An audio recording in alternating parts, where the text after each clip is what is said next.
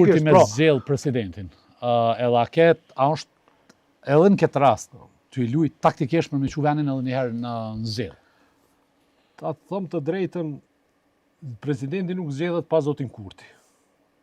Pa gjithë tjerë të zgjedhet. Po jo edhe vetëm me pa gjithë tjerë, dëshirën e Kurtit. Mund të mos zgjedh presidenti pa PDK-n, mund mos zgjedh pa LDK-n, pa AK-n, pa listën srpska, pa njërin prej tyre po flas, ose dy prej tyre, po jo pa të gjithë, por pa zotin Kurti nuk zgjedhet.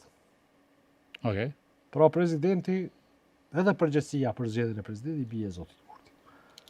Mënyra se si ka hecë ky proces, unë kam një dyshim pak më të thellë, domethënë, mendoj që jo rastësisht kemi humbur një vjet e gjysmë kohë, një vjet e 2-3 muaj pa institucion.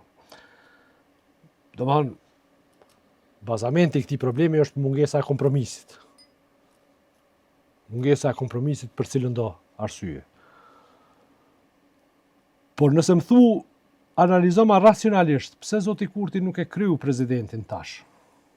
Nuk e kryu zgjedhjen e presidentit, unë nuk di me thonë. Nuk kam një sqarim racional, me thonë, pse zoti Kurti e sfidon ka diçka për te ambicjet të Kurtit për me kapë edhe qatë pozicion. Ja, unë mendoj që ai është i vetëdijshëm që nuk mund ta kapë edhe atë pozicion. Është i vetëdijshëm që është e patolerueshme, madje edhe nuk është e shëndetshme politikisht.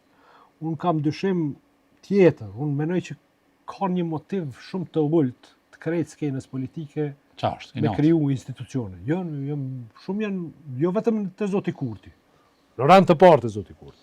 Zoti Kurti megjithatë ka dorë. Në rand të parë të zoti Kurti. Po çfarë edhe pjesën tjetër të skenës? Nuk don shumë analizë kjo punë. Nëse ka vullnet. Nuk ka pas zoti Kurti kjo hajde po themi një vjet më herët.